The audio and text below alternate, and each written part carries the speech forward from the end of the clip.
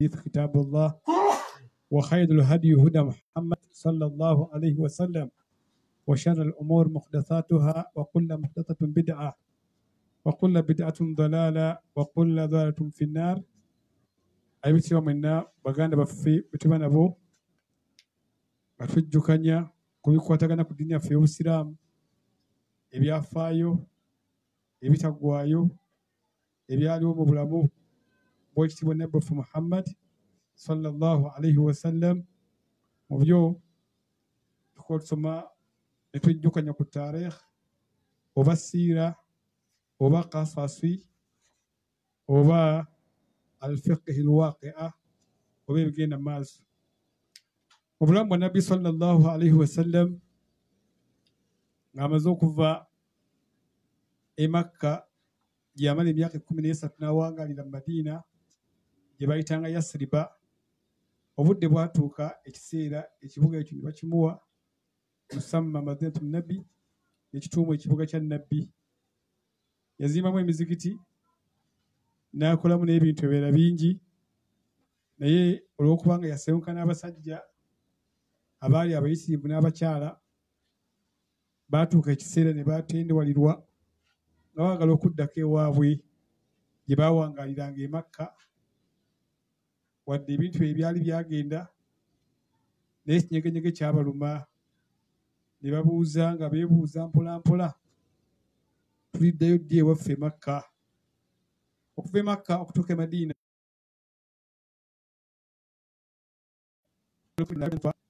okuddayo baatwalibwa sipiidi nga babatwala sipiidi, naye obaali balindirira mwaka gwali gwa 7. Nabbi sallallahu alaihi wasallam n'abaga nti abange mwesibe oba mwambale mwenaanikeko mukwate ebisolo byammwe, Allah atukkiriza tugenda Makka. Ogenda e Makka bonna baasituka nga bali mu 108, wakati wa 108 ne 12, bamuhajirina ne ba answar ne basalawo bayimuke bonna bagende basibire mu kibuga Makka. Naye nga bagenda in the process baatuuka kifo ekiyitibwa Hudaybiya.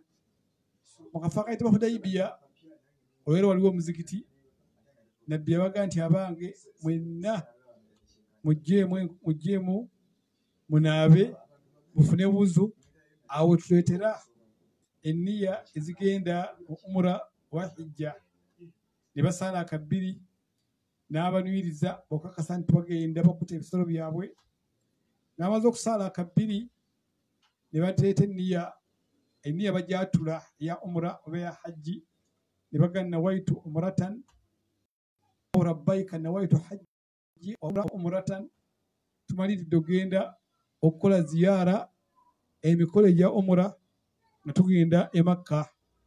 Naye nga bagenda basahaba Nabi Muhammad sallallahu alaihi wasallam, Nabbi kaana arsala uyunan, yasindika amaaso.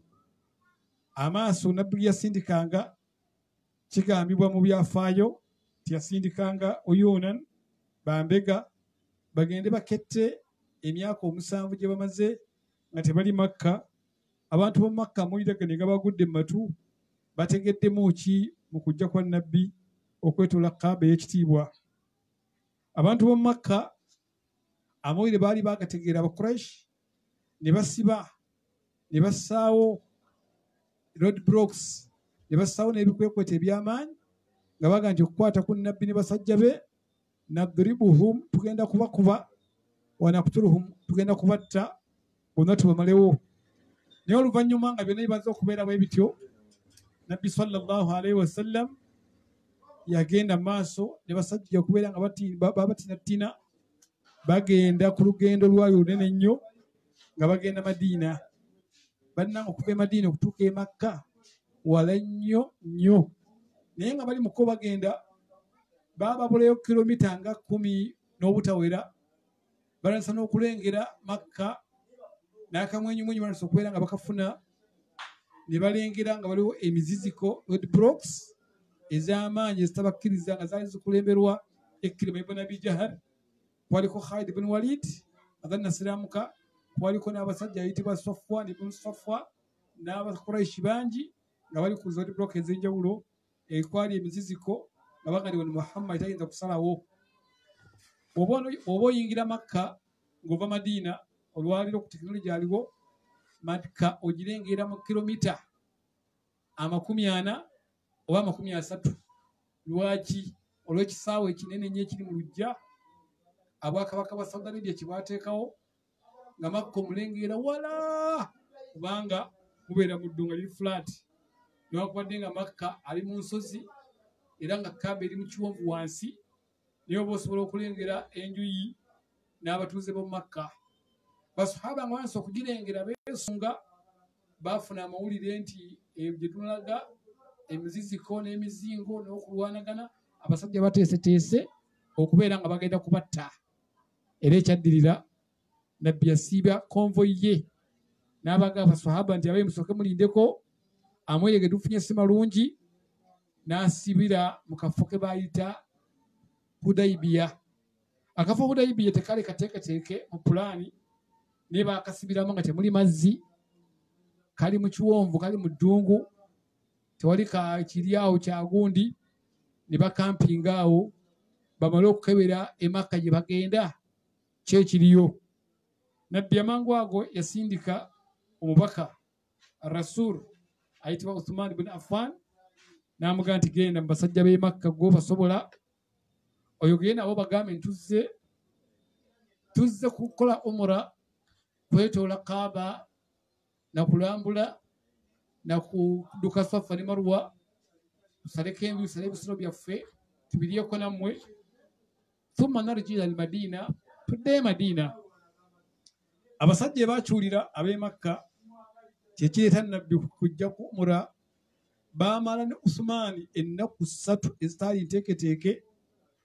Usmani nga bakyali mu nteesaganya. Bano abaali eno Nabbi gye yali e Hudaybiya tewaaliwo communication. Ebabuulira ntuli ku kino, twatuusa ku kino, nsuzeeyo, waliwo ekyaguddewo, wabula amawulire gajja mu nvuuvuumo nti laalla oba oliawo Usmani attiddwa. Abasajja nga bamaze okufuna amawulire nti anibanga Usmani ennaku 3 attiddwa, Nabbi kyava yibuka n'agamba abasajja be n'agamba nti abanga Abakuraishi babadde ki? Ar-Rasulullah yuktar, Nabbi omubaka yenna Abakuraishi bakimanyi, bwe mutuma omubaka yenna tattibwa wadde okukwatwako. Ate Usmani basse waaki? Basahaba amangu ddala nga Nabbi anyiize, buli omu yeebuuza lwaki Usmani attiddwa. Nabbi yatambula ne bamugoberera. Awo nno waaliwo omuti omunene, n'atulawo mu wansi w'omuti. Bw'amawutula wansi w'omuti n'agamba nti oriidu minkum al-bay'a, mummwe basahaba bange mbanoonyaamu ekigambo kimu, al-bay'a, okuwera. Okumpeera kwe kuluwa, njagala anaakwata yenna mu ngalo zange, alina okukwata mu ngalo zange lwa nsonga 3. Ekisooka ala al-kitar, ogenda kukwata mu ngalo zange anaawera ng'owera kufa, kitar kulwana. Ekyokubiri ala al-maut, tugenda kulwana pa kufa. Ekyokusatu alla tafirru, teri kudduka, oba there is no retreat, no surrender. Ekyo nno nga kiwedde, basahaba abaali bamanyi kye bayita bay'a, okuwera mu Bawarabu, ekyo kulaba nga ba amiru akufuga, mukamaawo amirul uduma, amiru owa waggulu asembayo, bay'a bwe tuba tugenda gyali tumala kumuweerera n'atula ku ddamula ery'obwamiru n'atukulembera. Yoyo amiru, sibe bano ba amiru asukura, bano ba amiru b'organization, nti amiru w'ekibiina gundi, amiru w'ekibiina gundi, ne amiru al-udhma, amiru omunene, tumala kubeera nga tumuweerera. Olwekyo tujja kulaba ku eyo, tunaba tuuse ku eyo, amiru kyoyo aweererwa n'aba amiru ki abataweererwa. Baawe kola bay'a, nga bay'a eyo erimu ebigambo 3. Oluvannyuma bay'a nga amaze ogikola, abakoze bay'a abagikoze, ebuuzo tumaze bay'a okubeera nga ekolebwa, abagikoze buli akwata mu ngalo nti Allahu ya Rasulullah ala al-maut alkitaru alla tafirru kwaliko basahaba abaali bamanyi obuzito bwa bai'a ng'oteeka kutuukiriza. Sahaba ayitibwa Kais ibn Junad yagaana okukwata mu ngalo za nabbi ne yeekweka wansi w'ensolo ye. Nabbi n'aga nti abange wano wansi w'omuti mwenna mumaze okuwera. Baamuga nti ya Rasulullah ffenna tumaze okuwera. N'abaga nti mwenna muweddeyo nti ye. Nabbi n'aga nti mwenna muweddeyo hadha baya al Usman, kuno kwe kuwera kwa Sumaani. Nabbi n'akwata mu ngalo ze bbiri n'agatta emikono gye bw'ati n'aga nti hadha baya al Usman, kuno kwe kuwera kwa Usman. Naye bwe yali awera Usman ne ate baya al Usman yagenda wala, basahaba ne batuuka okwegomba okubeera nga Usman baya aye buli omu baga nti singa gye naffe ne bwe twayogedde. Naye nga bawedde Jibrilu yakka ku ssaawa eyo yennyini ng'okwera kwakaggwa nga Allah siza aya egamba ti laqad radiyallahu anil mu'minin idh yubayi'unaka tahta shajara paka ajiraga. Allah yali asiimye butereevu bonna baali beetabye mu kuwera okwo wansi w'omuti. Aya neegenda ng'ebagamba ti tebalowooza nti engalo ze babadde bakuttemu oba omukono babadde bakutte mu gwa nabbi, wabula badde bakutte mu mukono gwa Allah mwennyini. N'olwekyo omukono gwa nabbi gubadde wansi, omukono gwa Allah gubadde bakuttemu. N'olwekyo bonna abaweze 1,800 Allah abawadde jana. Basahaba muraaru ne yeeyongera, muraarul maanawi ne yeeyongera. Allah amaze bonna bonna bahakasaako ejjana. Ne Jibrilu yagamba nti okuggyako omusajja omu kumu atafunye ejjana ye Kais ibn Jaddi oyo Junaada ayeekwese wansi w'ensolo ye eŋŋamiya emyufu. Waliwo omusajja yali yeekweseeyo era baamulaba ng'akyali wansi w'eŋŋamiya n'aga nti oyo yekka yatafunye ejjana okuno okuwera. Eyo nno bayatul ridwan okuwera okumaze okuggwa. Basahaba bali ku maapu bakubye wansi, tugenda kuyitawa, mugenda kwetoola mutya, bani abagenda okuyingira mu kino ekibinja, bani abadisitede, bani abagenda okukola bati. Baba kyapulaninga ebiziddako nga bonna bakasa nti bamujana. Ekyaddirira bagenda okulaba nga balengera, naye nga gye balengerera maala yamiiru kitegeeza mayiro oba miiraani, nga balengera mu layini ya mayiro namba yeruwa, nga balengera embalaasi zijja 40, naye nga waliwo embalaasi ekulembedde. Nabbi n'alengera n'abaga nti abange ninga ng'alaba nti Uthmani bagenda okwekkaanya bati nga Uthman nyuma baba kyakuba takbiya. Nabbi n'aga nti abange wa min wara'i Uthman, abega Uthman ono akomawo nabayo omusajja amwolekeddeko naye ng'agenda kubeera omu ku basajja abasajja b'Abakuraishi, naye nga yayitibwa ani? Yayitibwa Kusay ibn Qais. Kusay ibn Qais.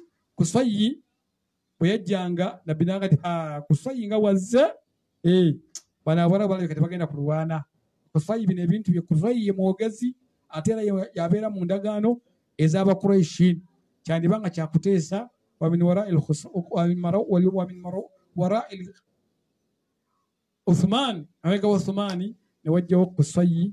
Kusay bwe yajja n'ajjirako abasirikale abamwolekeddeko ne bajja nga batinatina paka ebatuuka Nabbi we baali bamuteereddeko Haima. Haima ke katenti Nabbi ebakampinganga ebakampinze bamuteerangawo katenti yemu yawummuliranga watabeeranga katenti nga Nabbi bamusindika kasiikirize n'agenda n'awummulira mu kisiikirize ekyo. Lumu Nabbi sallallahu alaihi wasallam yalina nga abamukuuma emabibeerako paka Allah yamugamba abakuuma bonna bonna balagire. Baali Saad ibn Waqas ne Saad ibn Ubada be bakuumanga owekitiibwa Nabbi Muhammad sallallahu alaihi wasallam paka aya bwe yakka nga Allah agamba nti abakuuma bakute beera wekka, nze Allah ajja kwekuumira. Oluvannyuma Nabbi n'agaana okubeera nga abamiimirako wadde okumukuuma. Ewali hadithi Nabbi egamba ti man arada awo yenna yina gwe kisanyusa an yatamassa lahu nnaasa kiyama, abantu okumuyimirako nga bamukuuma bamubeerako, falyatabawa amakadahu min annar, yegombe akafo ke mu muliro. Nabbi kaana la yakumuna biha, okuva ku olwo teyaddeyo kuyimirirwako, bamugyamu ngatto bamubeera ku bampa bamukuumakuuma okuva olwo. Ekyo nno Allah n'akigaana. N'olwekyo mu mbeera ng'eyo Nabbi sallallahu alaihi wasallam olunaku lumu yali bamuwadde akati olutalo olumu olulala yeebaseeko awo. Omusajja Omuyudaaya n'ajja n'amussa ekisomo bulago be bw'akimussaako nga bonna beebase nga ne nabbi yeebaze nabbi agenda okuzuukuka nga omusajja amuzadde ekisomo bulago n'amugamba nti man yamnauka minka ya Muhammad, ani gwe Muhammad ayinza okunziyinza okutta? Nabbi n'agamba nti Allah. Bwe yakyogera omusajja n'akankana bw'ati n'ataradda ekiso n'akisuula wansi. Bwe yakisuula wansi oluvannyuma nabbi n'akibaka. Nabbi wakibaka n'amugamba nti wange gw'ani ayinza okunnemesa okutta? Omusajja n'amugamba nti ya Rasulullah, beera musajja wa kisa, beera musajja musaasizi, ndeka tonzita. Nabbi n'amugamba nti nviira genda, basajja bange banakukwatako bayinza okukunnyonnyosa. Omusajja oyo n'adduka n'agenda. Bw'atyo nabbi sallallahu alaihi wasallam n'amusonyiwa wa nabbi sallallahu alaihi wasallam. Otalo olwo nga tugenda nalwo maaso olw'e Hudaybiya ebyalimu byali bingi. Oluvannyuma endagaano eyo Kusayyi yajja. Kusayyi ibn Amr yajja ne Uthman omugudde mu bifuba naye nga Kusayyi abali naye. Kusayyi bw'atuuka ibn Amr kyava atuula mu maaso ga nabbi sallallahu alaihi wasallam n'amugamba nti abange kiki Kusayyi ekikuleese? N'agamba nti Muhammad omumanyi sijja wano okujjawo nga nze ngenda okwogerera Abawarabu, era Abawarabu bantumye ekisookera ddala temugenda kwetoola Kaaba, temutubaganye okujja okukola umura, naye tubakkiriza umura yammwe erina kubeera ya mwaka gujja. Ekirala kye bantumye Abakuraishi bangambye nti Muhammadi tolina kujja ne suyufu, ebiso bino ebinene olina kujja ne suyufu ruqab, buno obuso obuwatemmera obutini, ate ng'obuso obwo aladgimayi bulina kubeera nga buli mu biraato byabo. Ate Muhammad ensonga endala abakyazireeta ensonga zaali nnyingi. Nabbi n'amugamba nti owange Kusayyi ensonga ezo tuziwandiike. Ne bajjayo ekkalaamu. Oluvannyuma nabbi sallallahu alaihi wasallam n'ayita omuwandiisi we, omu ku bawandiisi be twaliko Thabit ibn Qais, n'ayitawo omuwandiisi owokubiri ayitibwa Ali ibn Abi Talib. N'amugamba nti Ali, ensonga Kusayyi zayogera tuziwandiike tukole endagaano. Endagaano ne batandika. Ali n'akwata ekkalaamu ye kennyini awandiike. Ali bw'akwata empapula n'ekkalaamu n'awandiika nti bisimillahi rahmani rahim. N'amugamba nti owandiisa ekindi bisimillahi rahmani rahim. Kusayyi ibn Amr n'amugamba nti ya Muhammad, ebyo sibitegedde bye muwandiisi, kigamba kita yawandiisi nti bisimillah arrahmani arrahim. Kusayyi n'agamba nti la Allah oba otegeeza Rahmani omusaasizi ono w'e Yemeni, eyo kabaka wa Yemeni ye Rahmani gw'otegeeza. N'agamba nti oba si gw'otegeeza ebya bisimillah bijjeeko. Nabbi n'amugamba nti Kusayyi tuwandiike ki? N'amugamba nti wandiikawo bi ismika Allahumma. Nabbi n'agamba Ali okyusa ekigambo bisimillah osseeka Allahumma. Ne bakyusa ekigambo ekyo ne bassaako bisimika Allahumma. Ali agenda maaso n'agamba nti okutegeeragana, yamugamba nti Nabbi yagamba nti wandiika okutegeeragana wakati wange nze Nabi Muhammad wakati wange ne wakati wa Kusayyi mutabani wa Amru akiikidde Abakuraishi b'omu Makka. Ali n'awandiika nti endagaano wakati wa Nabbi Muhammadu Rasulullah nga eri wakati we mubaka wa Allah okusaasira kwe n'okusasa kwe gyali n'eri omwogezi w'Abakuraishi ayitibwa Kusayyi ibn Amr. Kusayyi n'amugamba nti muwandiiseewo ki? Nti ati tuwandiiseewo nti okutegeeragana wakati wa Muhammad Rasulullah. Kusayyi n'agamba nti tukulwanyisa bulijjo li anna yasamuhu annahu nabbi, olw'ensonga nti gwe Muhammad eyo gy'obeera mu bantu bo weerimba yasamuna annahu nabbi, weyita nabbi. Ffe twakiwakanya era y'ensonga etulwanya, tetuyinza kukkiriza ekigambo Muhammad kijjeewo. Ali ibn Abi Talib n'agamba Kusayyi nti wallahi la abadan siyinza kujjawo kigambo Rasulullah, mbadde mbalwanyisiza Badiri ne Uhudi nga tulwana entalo zonna nga nnyimirizawo kigambo nti Muhammad mubaka wa Allah, siyinza kukijjawo. Enkaayana ne zibeerawo, Basiraamu bagamba takijjaawo, Kusayyi agamba kirina kuvaawo. Kusayyi agamba nti kale endagaano effe tubimaze. Nabbi n'abagamba nti abange kiki ekireese enkalu? N'agamba okujjawo kigambo Rasulullah. Nabbi n'agamba nti mukindage. Nabbi ne bakimulaga. Nabbi n'akwata ekkalaamu n'akisiimulawo biyadihi n'omukono gwe, ekigambo Rasulu n'akijjawo. Bw'akijjawo n'agamba nti wandiikewo ki? Nti wandiikawo Muhammad mutabani wa Abdallah.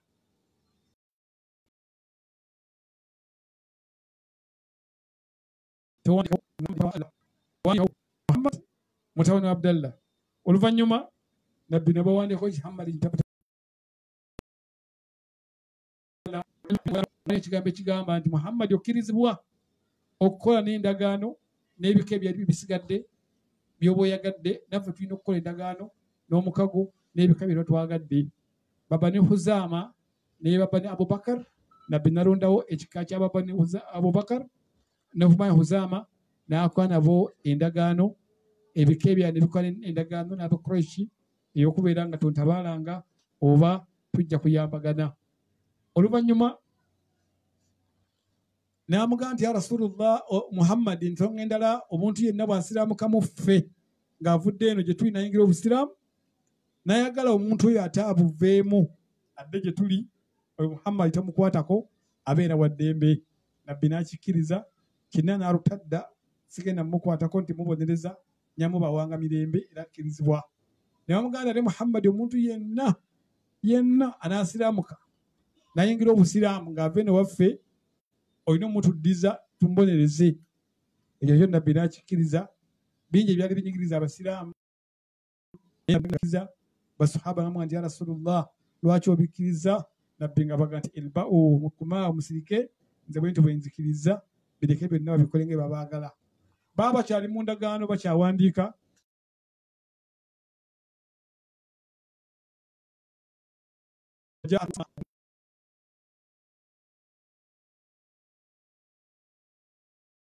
Musamwiri gantuuseko nti otuuse no nze kindeese nsiraamuse fanataka shahada. Omusajja we n'atula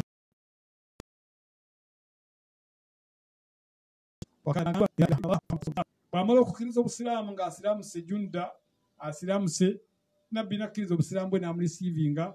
Faqaala Qusayr ibn Amr, Qusayr n'agamba nti Muhammad endagaano ate yeeruwa kyetwagenda omuntu yenna bw'anaasiraamuka n'adda eno ti mumutuwe kali omutuwe tugenda tumutte. Enkalu neetuukaawo paka taata w'omuvubuka we yajja n'aga nti baniyo omwana wange mumutwale mumuwe Abakuraishi bamutte kubanga agudde eddalu omutwe gwonoonese. Abakuraishi ne bamusika mu kumutuuza ku mbalaasi bamusibye ne bamuteeka wansi w'embalaasi ne balagira embalaasi zigenda nga muzigenda muwalula. Umar ibn Khattab n'asembera n'ajja mu maaso g'embalaasi agigaana okutambula. Nabbi n'amugamba nti Umar eyo ndagaano leka bamutwale omuvubuka oyo Allah akkiriza obusiraamu bwe. Umar kyava anyiiga n'ayogera ekigambo n'agamba nti qalbul kafir dammul kafiru kadammul qalbi. Sijja kivundula yagamba nti kadammul kafiru kadammul qalbi. Umar mu bukambwe ekigambo ekyo n'akyogera ne batwala omuvubuka oyo nga bamukuba emigga emizibu. Endagaano ng'emaze okuluma eyali ey'amaanyi ennyo eyali enzibu ennyo bw'etyo. Oluvannyuma Nabbi sallallahu alaihi wasallam yabaga nti abange tukoze endagaano tujja kujja mwaka guddako buno bagutugaanye. Sajja badde beesunga batambudde okuva ewaabwe, bavudde mu mayiro n'amayiro, bavudde batambulidde ebbanga balaba Makka bagirengerako ate weewaabwe ate babaganye okugendayo. Oluvannyuma Nabbi yabaga nti arriku ru'usahum, musaleeko enviiri zammwe, wadhbahu badana, n'ebisolo bye muleese byonna mubisalire wano. Abakulu ogenda omala okuleeta enniya ogenda okukola umra n'oleeta enniya n'onuyirira oba otandikidde mu Tan'im otandikidde ku Masjid Aisha wano Makka, oba otandikidde eri gye zitandikira oba Huduud wezitandikirako n'oleeta enniya tokkirizibwa kubaako kawoya konna kojja ku mubiri. Olina okwambala engoye bbiri, olina okwesuulira bwoti, olina okwesuulira omukono ogwa ddyo gusigala ebweru n'oyambala n'enkutu. Awo tokkirizibwa kubaako ky'osala ku mubiri gwo oba oyingidde emizizo. Ekirala Nabbi yabagambye ate kati musaleeko enviiri wadde mumaze okubyambala abatugaanye tewali kyakukola. Basahaba ne basikattira ne bagaana. Nabbi n'ayingira Haima tenti n'asangayo mukyala we n'agamba nti wallahi Allah agenda kubonereza abantu. Lwaki ababonereza? Ndagira nti ekintu ne bagaana okukikola bagee basale enviiri bagaanye. Omukazi n'amugamba nti ya Rasulullah abasajja bo imaani ye batta, ddiini ye baluma, tebayinza kujeemera wabula gwe salako enzizo. Nabbi n'asalako enviiri, bw'asalako n'adda ebweru ne yeekunkumula. Bwe balaba nga Nabbi asaze enviiri ate nga Allah amaze obbawejjana ne batya bonna ne bakuunyuulako. abalala baasikako nsiki nga zijja omusaayi, abalala baasaza bigundi, buli omu n'asala enviiri n'akuunyulako zonna ziggweko. Lwamala okusala bonna ne bamutunuulira, nabbi n'ayogera ebigambo bino n'agamba nti rahimallahu almu'arrikin, rahimallahu almu'arrikin, rahimallahu almu'arrikin, emirundi esatu paka ebaamuga nti ya rasulullah walmukassirina. Nabbi n'abaga nti kale walmukassirina, yasabira abasazeeko enviiri akabumba emirundi esatu, n'abaga nti Allah tasira abasaze kabumba emirundi esatu. Omundi ogwokuna n'asabira abakendezaako walmukassirin, n'asabira abaali bakendezaako bukendeeza. Kigambibwa nti mu mikolo egya umura omuntu akabumba nga amaze umura gimala akoze Safa ne Marwa, ayeetodde ebirundi 7 n'adduka Safa ne Marwa. Eno gye tumalira ku Marwa, woba omaliridde awo nga gye tumalidde egwo mulundi ogw'omusanvu, enviiri ozisalako obakendeeza, naye akendeeza yasabira omulundi gumu ate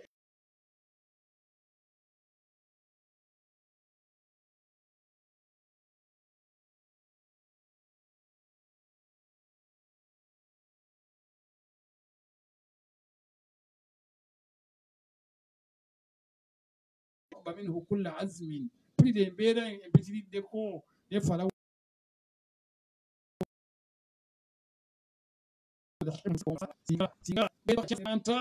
Makka yali yise omusaayi nga byabwanyi. Oluvannyuma Abdullah ibn Jabir atunyumiza atugamba twali awo nga tumaze okusalako enviiri tuzikusala bisolo, amazzi gaatugwako ne tugamba ya Rasulullah, tuli wano naye amazzi tulina bwedwe twakapinze waffu ennaku 3 nnya tewali mazzi, ya Rasulullah tugenda kugyawo amazzi. Bwedde ne bamutuukira Nabbi sallallahu alaihi wasallama nga Nabbi yasigazza amazzi mu kikopo agaali amatono. Namuga nti amazzi ge tulaba ge mazzi gago, naye ffe tetulinawo mazzi gasigaddewo, essayidi eyo teri mazzi, neno teri mazzi, ate wali amazzi e Makka batuganya okuligendayo. Nabbi sallallahu alaihi wasallam n'abaga nti buli omu aleeta ekikopo, aleeta ekintu mwe mutera amazzi, ne baleeta epipa, ne baleeta ebintu byebateekamu amazzi, ebyombo byabwe. Nabbi n'akola engalo ze 2 bw'ati, n'akola kano akagalo ne kano kannassi, n'akasonga mu byombo byabwe, amazzi ne gava mu ngalo za Nabbi sallallahu alaihi wasallam. Min mujizati muhimma, emu ku byamagero bye, amazzi ne bagakozesa ne baganywa.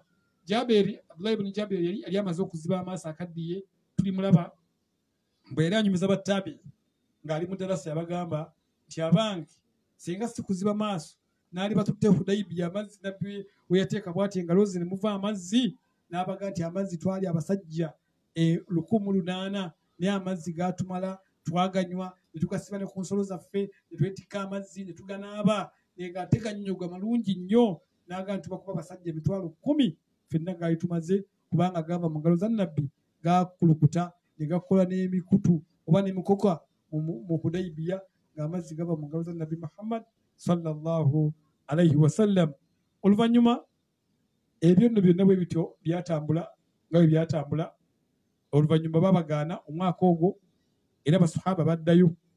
Mu kuddayo waliwo ekibuuzo ne kimboleteddwa nga omusajja ayitibwa Junaad ibn Junaad y'omu ku basahaba abaakubibwa, yatwalibwa bubi nnyo, n'awalibwa ku nsolo, n'ava nga bamuwalula muzza Makka, naye nga wansi ku musenyu wajjudde obwokyo okukamula obukamazi, bamukuba mbonyaabonya azirise paka baamutwala gye bamutuusizza.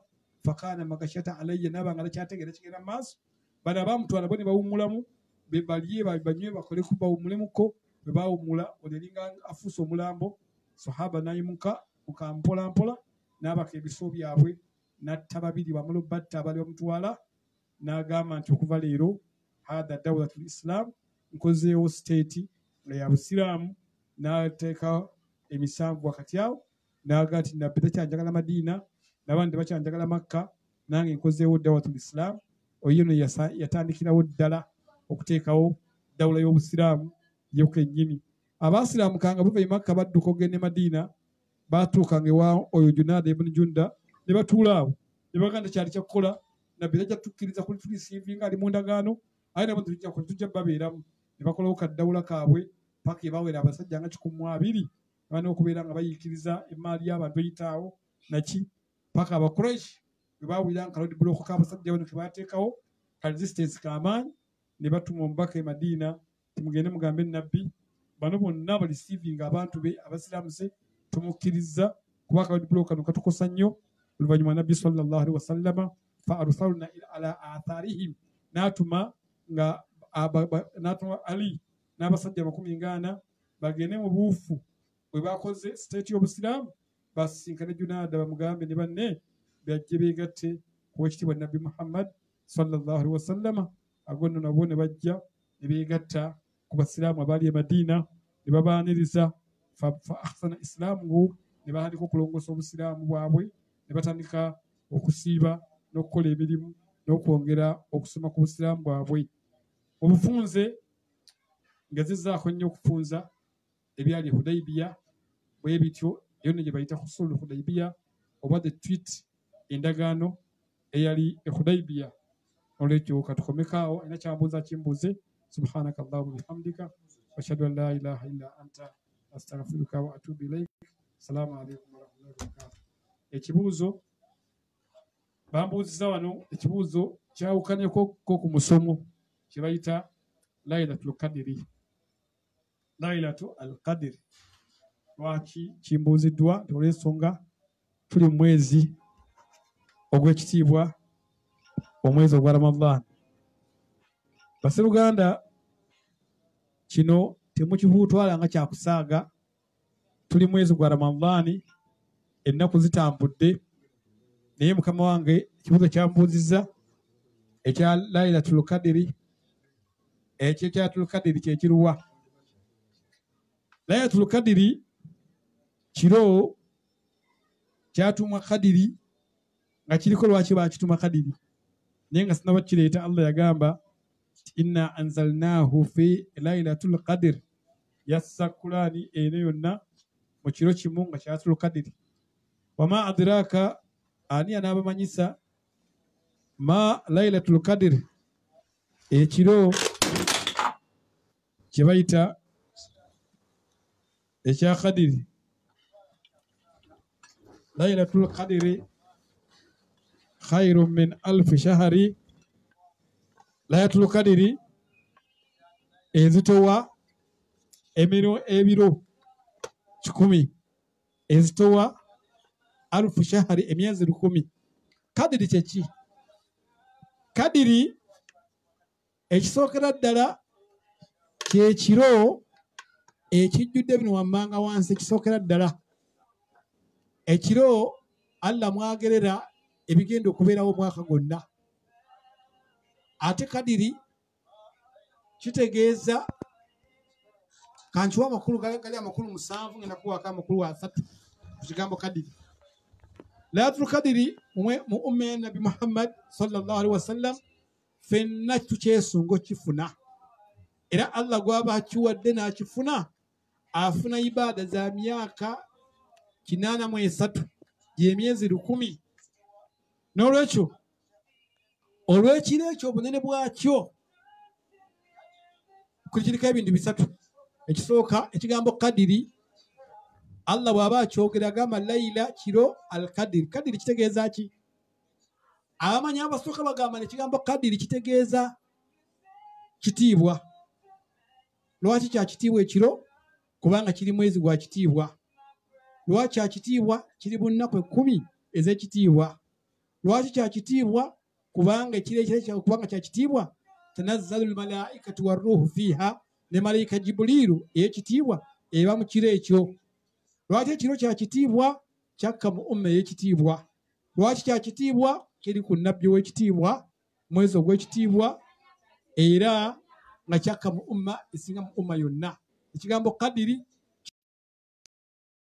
kitegeeza kitiibwa waliwo obujulizi bwonna mu Busiraamu ekigategeeza nti Qadri kitiibwa yeeyo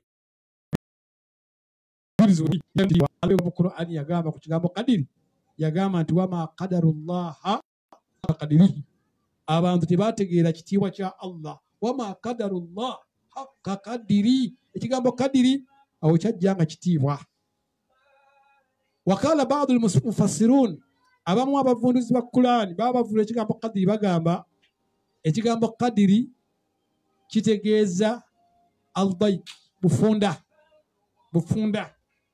ne bagamba ekiro ekyo Laylatul Qadri kitandika ku magharibi paka nga emmambi egenda kusala n'agamba ekiro okubanga ekiro kifunda yensonga lwaki bakituma kadiri ekifunda kye bayita dayiki kadiri nti ye lwakifunda anti Allah agamba ayiddako tanazzalu alayhi almalaika emyoyo gy'abafu gijja ne bamalayika bonna bava mu ggune bakka ku nsi olw'okuba nti eno nsi ntono ensi neebeera nga eri mu kanyigo efunzidi amajinni malayika buli katowaliwo oyinza kuba luta ku nsi okujja nga beera ekitonde kya Allah bamalayika ekiyimiriddewo mu majinni nga kitendereza Allah nekibeera nga ensi efuuka dayiki nga nfunda neebeera nga ekiro ekyo olw'okufunda bwakyo tanazzalu almalaika malayika zonna zikka nga ne Jibrilu mweri olw'ekiro ekyo lero kitumwa kadiri nga kifunda lwaki ekifundiwaliza ensi essaawa zifunda ensi efundiwaliza buli muntu yenna abeera mu kanyigo olw'ebitonde sipenso ebivudde mu ggulu okujja okulinda ekiro ekyo ekya kadiri ekirala nga mumaliriza akagambo kadiri amaliriza agambo wano kadiri ndyoke mbawo amakulu agasembayo ekigambo kadiri amanyamba bagamba nti nedda tekitegeeza kufunda ekigambo kadiri kitegeeza kugera abagamba okugera kyeki bagamba ekigambo kadiri Allah mwagerera ebigenda okubeerawo omwaka Allah mwagerera ebigenda okubeerawo omwezi Allah mwagerera ebigenda okubeerawo buli kimu Allah mwakolera program ey'omwaka omulamba nabaga nti omwaka gwonna mugenda kubeera bwe muti ne baleka bakituuma Laylatul Qadri ekiro Allah mwagerera okumanya kubeera kugera nga kutono nga n'ekigambo kugera kiriko obujulizi nga kitono aya Qur'ani weba Allah bali akyogerako yagamba nti okumanya kadiri kibeera kugera bagamba Allah agamba amma al-insana idha mabtarahu faqadara alayhi rizqa Allah omuntu bw'amugerera n'amufunduwaliza ku riziki faqadara qadar n'amugerera kadir n'akendereza ku riziki ye omuntu agamba nti Allah nze nnyumye lwaki ekigambo kadiri kitegeeza kugera wali mbagambye kitegeeza kufunda era waliwo ayendala esapota salinga ekyo nga Allah beera azikiriza Karuuna abantu abaali bamwekuba baga nti ya rabbi Karuuna abadde ow'amaanyi bw'ati Allah amufunduwaliza wayuqdir n'amufunduwaliza ettaka olwekyo bayita mukulu wange amakulu ga mirundi esatu kibayita obufunda kibayita ekitiibwa kibayita n'okugera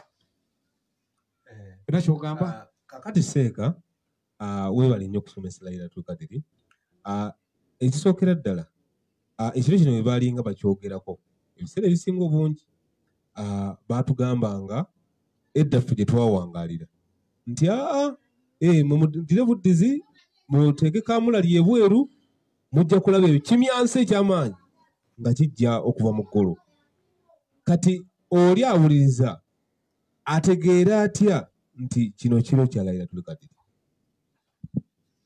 ekisooka ddala Laylatul Qadri ekiro kyayo tena kyefaanana kibanga ebiro ebirala naye Nabbi sallallahu alaihi wasallam hadithi yagamba man arada ayataharraka yenna yagala okubeera ng'agezaako okukinoonya kinoonyeze mu 10 erisembayo Nabbi sallallahu alaihi wasallam kukinoonya yasooka nakinoonyeza mu 10 erya wakati bwe yaggwako n'agamba abasahaba tudde waka mujje emigugu mu mizikiti tujje tudeeka naye malayika neemuloosa ti okirese mu 10 erisembayo n'agadde kumanya ndoose nga Laylatul Qadri eri mu 10 erisembayo ndoose n'enkuba etonnya era wengenda wensaalira wennyini nga n'amazzi gajjuddewo wennyininyini awo basahaba ne badda mu mazikiti mu 2 tebakirabako 21 nabbi aba ali mu muzikiti enkuba neetonnya n'atuuka n'okusaala nga obuto kumbi akuteeka mu kitaba kati abagamba Laylatul Qadri ennaku z'omwezi 21 kuba nabbi agamba munonyeze mu nnaku 27 mu nnaku 3 munonyeze mu nnaku ezisembayo ezaki nanga ne man arada yagala okutaaraka atandike mu 21 25 27 n'abiri ayagala okukiraba tunoonyeza mu ntandikira munaku kati nabbi hadisi egamba nabbi okuba yatonnya nabagamba abiri mu lumu nti la alla oba oliawo ekiro kyabiri mu lumu wakala al akhara bani bagana edda ekiro kyandibanga kyabiri mu musanvu lwaki babuuza omukenkufu mwirimu ku baswaba nabbi kwaliko omukenkufu nabbi gwe yasabira bamuyita Abbas Fadl ibn Abbas erimuvubuka muto nnyo nabbi yamusabiranga mwana muto era mu baswaba yali kumpi yasembeyo buto ne bambuuza Fadl ibn Abbas nti wange ekiro kyatukadde kyaddi n'abaga nti akyaba akyagala akinoonyeze mu musanvu ogusooka oba mu musanvu ogusembayo omwana yegendera omusanvu ogusooka ate gwe musanvu ogusembayo ategeeza ki n'aga nti ayagala okiraba kinoonyeze mu 23 bw'obala omusanvu ogusooka ng'obala kuva ku 3 okujja eno oyimiramu 23 ate bw'obala okuva ku 2 okudda eri oyimiramu 27 kati Ibn Baz kakensa n'atuwa ennaku mmeka 23 ate 21 n'atuwa 23 n'atuwa n'abiri mu 7 kati bayimaamu abalala n'abanene n'abasigadde nange ndowooza we nayimirira awo bagamba bwe bati bagamba nti Laylatul Qadri omuntu ayagala ogitayiminga agifune aginoonyeze mu kiro wadde omwana yasongamu 27 bagamba bwe bati bagamba ekigambo Laylatul Qadri Allah kyogerako yakyogera mu aya meka ti Allah ekigambo Laylatul Qadri yakiteeka mu aya zonna aya za Laylatul Qadri ziri meka yine esooka inna anzalnahu fi Laylatul Qadri wama adraka ma Laylatul Qadri wakubiri Laylatul Qadri khairu min alfi shahri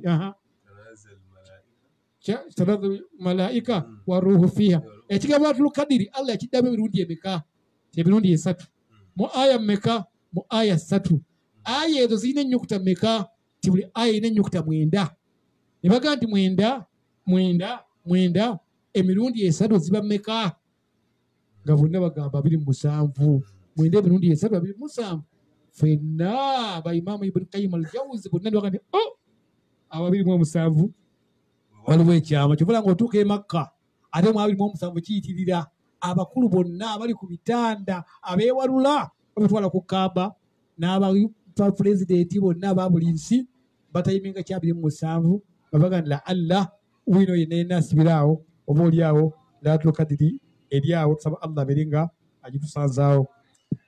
Tukwebaziza nnyo Seeka. Kakati abawina kimubuuza it is question time okubeera nti obuuza omuwalimu kyoba totegedde wabula bw'obanga olina era ekibuuzo ekirala ky'obuuza nakyo tewali buzibu Seeka ajja kuba akwanukula abawaddeyo ku budde obutonotono obw'ebibuuzo byammwe beera ng'owandiika ekibuuzo kyawo Seeka ajja kubeera nti akuddamu. Kakati Seeka ekintu kino ekya Laylatul Qadri buli omu yali adde ayagala ekiro ekyo era n'abeera nti anyiikira abeere ng'akibeerako naye bagamba nti Laylatul Qadri eno ye budget y'ebitonde nti era Katonda Allah subhanahu wa ta'ala lwasalawo nti baani bagenda okujjulula ne baani baanaalekawo.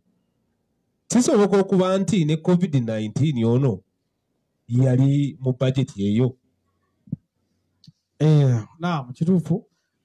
Laylatul Qadri ekisookera ddala kiriko ebintu bingi tuyinza kisomesa tukimalayo tuyinza kujabula tukimalayo naye Laylatul Qadri kiro kyekyakira mu Qur'an yakka jumula ng'eri kitole ng'eva eri wa Allah ogenda ku Lawhul Mahfuz yakka mu kyo kya Laylatul Qadri. Laylatul Qadri okubanga eriko ebintu bingi ebyekwesi bye tumanya bitamanyi Allah ekigenda okubeerawo mu mwaka kakube okusalako njala zo kakube kwetakola maaso ekyo ekigera mu Laylatul Qadri yaggwa kazino COVID ayitibwa fayruzi olwobulwadde obufunamiza abantu Allah yagera abagenda obufiiramu abagenda okuwona naye bwe mulisanga omukkiriza n'abufiiramu oyaba afa shahidi bwe busanga atali mukkiriza nga badde majejejejeje giba gimuwonyedde. N'olwekyo oyo COVID Allah bwe yagera mwe mubeera obulamu, mwe mubeera saada, mwe mubeera okufuna, mwe mubeera emisiiba, mwe mubeera ebizibu, mwayisiza ebigenda okubeera mu nsi. Lwaki? Ensi yonna n'ebigiriko n'ebiri mu ggulu bya Allah. Kati ekiro ekyo olw'ebirungi byakyo mwayisiza. Lwaki ayisizaamu? Ebinaakola omwaka ogujja. Beyagera abatagenda kumalako mwaka guno tebayinza gumalako. Beyagera bagenda okufiirako mu mwaka guno tebayinza gusukka. Naye atayinza okuba nga yakugerera ekibi ekigenda okutuukako. Naye gwe noyitiriza edduwa. Kuba nabbi yagamba nti la yaruddu lqadaa au la yaruddu lqadaai illa duaa. Teri kijjawo kiyagera Allah okujjako edduwa. Naga nti fakathiru bidduaa. Bannaye muyitirize okusaba Allah. Tumusaba atuwonye COVID, tuwonye kino, tuwe obugagga. Kati Allah nabbi yagamba nti Allah tabassamtu, abanga amwenya ng'alaba kiyakugerera kigenda kukutukako, naye nga kiyagera kiwanagana edduwa. Mu dduwa yogamba nti Allah mponya aksidenti, ate nga Allah yakugerera bbaasi ate kukukuuna. Olw'okubeera nga edduwa eno ekubaganye n'okugera kuli, n'akyusa naga nti tamukonya bbaasi, kaboda kamukoneko bukonya. Ate si byokugera kutuukewo. Naye nga okugera kuno okwa COVID na bino ebigenda okubaawo, n'ebibamba n'emisiiba, ebyo byonna Allah yaba yabigirira dda fi kitaabi nga mwebiri. Teri kiyinza kujja mu nsi mukudafa nga kigudde bugwi okujjako ng'ekyo Allah yali yakigera dda era ng'akimanyi. Naam. Kakati Seeka tukwebaza. Waliwo ayise wano ku WhatsApp n'abuuza ekibuuzo kino. Ayitibwa Sebuliba Muhammadi. Abuuza agamba nti abasiraamu lwaki ffe baatukaluubiriza embeera ey'okubeera nti batuziika mu ttaka dayirekiti nga engoye zikola ki? Lwakuba nti obudde butulese, ng'engoye kugamba batuziika dayirekiti ne batatuziika mu keesi kubeera nti batuwa ebitiibwa. Simanyi bwagezezza okuba nti akigira ki? Naam, ekisooka ddala twatondebwa mu ttaka ffe abaana Adamu, era Allah mwagenda okutugiza, era emmere gye tuliva mu ttaka. Minhaa khalaknaakum wa fiihaa nu'iidukum, twaggyibwa mu ttaka mwe tulina okudda. Era okubanga tulina connection nnyo n'ettaka lino, n'eddagala eritujjanjaba liva mu ttaka, n'entambula yaffe yamushuna adabba yadubbu fil ardhi. Yaga nti dabba tuli bitonde alladhina yadubbu fil ardhi, ebikoona ku ttaka nga bitambula. Ettaka tulina connection yalyo nnene nnyo. Kabuli okuteekayo baba okuteeka wennyini wewava. Ekirala ffe batuteeka mu kabuli tebateeka wakati ne bayiwako ettaka. Bateeka eri mu kisenge, bateekayo akasenge n'ebbali gye batuteeka ne bassayo olubaawo wano wansi wano wakati ne bayiwa ettaka. Tulina ekisenge kyaffe muli munda mu ttaka. Kati ate bano abatali bannyini lyo abatalyagala bateekawo kye bayita case. Bakuteekamu case whereby you have a case to answer. If somebody have a case, bamuteeka mu case. Lwaki obaganda olina case ku poliisi, bagenda kukuwa ekirabo oba olina kyebagenda okubanja. Ate bano abakodde mu case ne basaako akabonero mu UNEB kabanga X naye kabanga musalaba akategeeza this man ebyo ne byakola bigamba bw'okaweta mbuuti eba X. Kati X kitegeeza this man byakola byonna biki bifu. N'olwekyo kubanga ne bagamba nti fuba eggulu ly'empeera fuba wane, naye nga lukyalina byakufuba kukola wabula byayenda obikola ng'okyali ku nsi. N'olwekyo tukolere nnyo obulamu kuno ku nsi, twetukuzira okubeera nga tutegeera Allah, oba oliawo bijja twanguyira. N'ebyokuziika mu ttaka original waffe. Bino ebyokwokya ebyokukola ki byonna ne baba nabakwokyezera ogenda kudda mu ttaka. Tubanga bano abakuziika baganda ettaka mu ttaka kyekisooka. Evu muvu bano bamanyi, bano abakuziika bamanyi nti ogenda kufuuka vvu. Tewali vvu libeera ojja nga amaze kwaka muliro. Bagenda mumwokyera mu bino ebikeesi. Ekitegeeza kino ekigambo nti ettaka mu ttaka n'evvu mu vvu, baategeeza ekyo. Waliwo evvu erigenda okuvaawo, waliwo amanda agenda okugira bamala okukyoma ofuuke evvu. Kati bo bagenda mubigasse, muddidde evvu ne muliteeka neki n'ettaka. N'olwekyo anaafuuka evvu ettaka genda mu gundi. Process eyo mpanvu.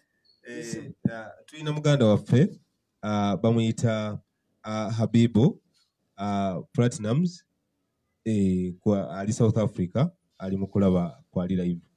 Tukwebaza Habibu okubeera nti kwali ku Dawa TV Uganda. Tugamba nti tufunye omukisa olw'okuba nti tulina Sheikh alabika nti y'omu ku basheekhe abasinga okuba nti bakoze omulimu guno ogwa daawa emyaka mingi ate ne babeera nti bakikoze to maximum oba ne bakikola mwe bakaddiyidde mu kukoowoola. Kati bwe muba mufunye omukisa okubeera nti waali mumubuuze kye muba mulina okumubuuza ajja kubeera nti buli kimu kiddamu bulungi. Tukwebaza Habibu. Mubadde balabi balungi aba programu eno. Kansabe Sheikh abeere nga abatulira ku salaamu bategeeze n'obudde enkya bw'anaabaawo tugende mu maaso. Muganda wange Habibu South Africa tukwebaza nnyo. Nijani wapuma gupi washala gupi napona kuluma nawe angaze weno oshala idrope nikajani oshala gupi imira naweza kushala Mayfair nali Mayfair awo emyaka 15 era mbadamirwa South Africa emyaka 15 ejjonna nali awo Mayfair era mbadde mukozi wa daawa mu South Africa nagende mu 92 kale mufiti wa South Africa nga atuweereza n'abalaba kyaweereza abali mu nsi endala bebaza era nja kukuteeka mu program teekemu ate mu oluzulu lungi nnyo olyoke omanyi nti nyazi kakulu nazo kuyaza kakulu insert n'olwekyo basseruganda barakallahu fiikum enkya saabwe ziti tujja kubeerako n'omusomo inshallah gwe tuleese omulala tubeere nga tugenda mu maaso n'okwesomesa eddiini ya Allah subhanaka Allahumma wa bihamdika ashhadu an la ilaha illa anta assalamu alaikum wa rahmatullahi wa barakatuh. Wa alaikum assalam wa rahmatullahi wa barakatuh. Enkya wakati w'essaawa 8:09 Sheikh agenda kubeera nti abeerawo tubeere nga tukwasaganya ekintu kino bwe kityo kijja okubeera. Tubeebaza mbadde balabi balungi. Assalamu alaikum wa rahmatullahi wa barakatuh.